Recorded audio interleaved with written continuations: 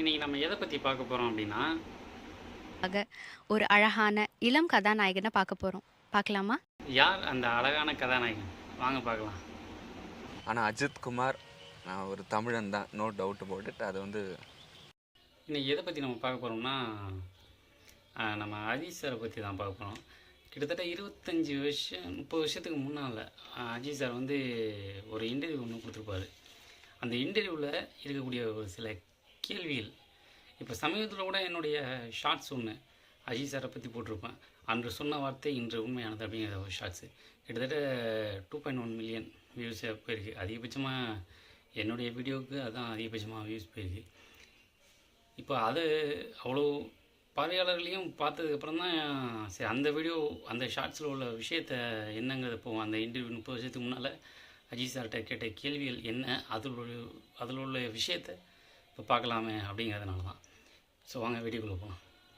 அதாவது முதல்ல என்ன அப்படின்னு நம்ம பார்த்தோம்னு வச்சுங்களேன், முதல்ல அந்த நெறியாளர் கேட்ட கேள்வி என்ன அப்படின்னா, அஜித் குமார் அப்படிங்கிற பேர் வந்து வடமாநில பேராக இருக்குது அப்படின்னு கேட்டிருப்பாங்க. அதுக்கு நம்ம அஜித் சார் என்ன சொல்லியிருப்பார் அப்படின்னா, அஜித்குமார் அஜித்குமார் வந்து நம்ம அஜித் சார் சொன்னது என்னென்னா, அஜித் சார் படித்தது வளர்ந்தது எல்லாமே மெட்ராஸ் தான். அஜித் சாருடைய அப்பாவும் சென்னை தான், டோட்டலாக எல்லாருமே சென்னை தான்.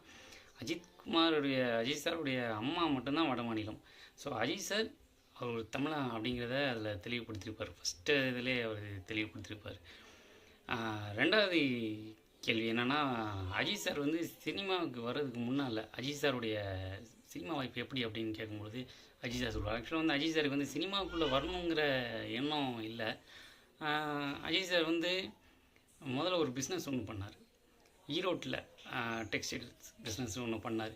பட் அந்த பிஸ்னஸ் லாஸ் ஆகிடுச்சு. அது லாஸ் ஆனதுக்கு பின்பு தான் தெலுங்கில் அவருக்கு ஒரு வாய்ப்பு வந்தது. பிரேம புஸ்தகம் அப்படின்னு சொல்லிட்டு ஒரு படத்தில் வாய்ப்பு வந்தால் தான் அவருடைய முதல் படம்.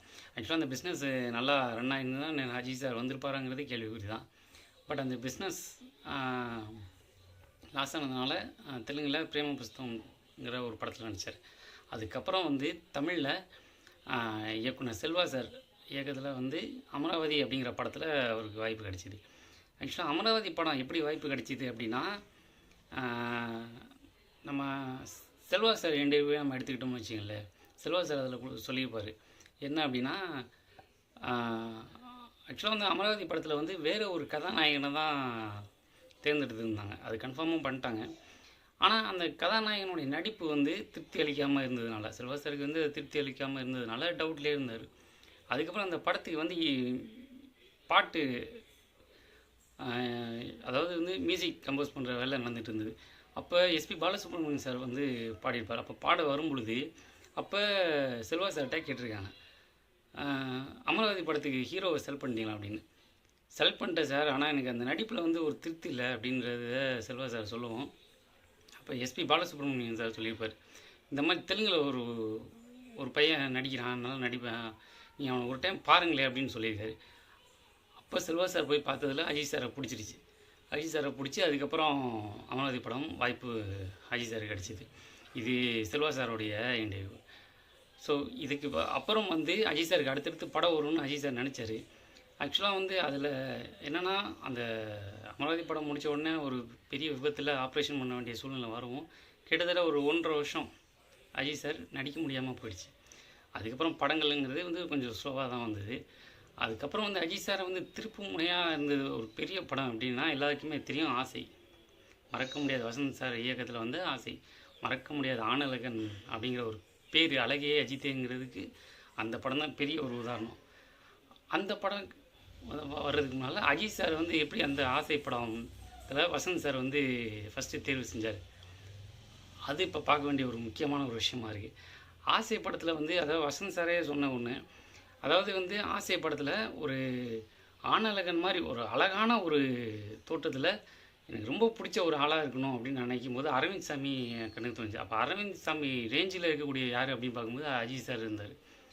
அப்போ அஜித் சார் ரொம்ப அழகு தான், அவர் எப்படியாவது அழகாக காட்டிடணும் அப்படிங்கிறதுனால அஜித் சாருடைய ஸ்டார்டிங் இன்ட்ரோடக்ஷனே குளத்துலேருந்து குளித்து வரும்பொழுது ஒரு சின்ன பொண்ணு கேட்கும், நீ என்னை கல்யாணம் பண்ணிக்கிறியா அப்படின்னு.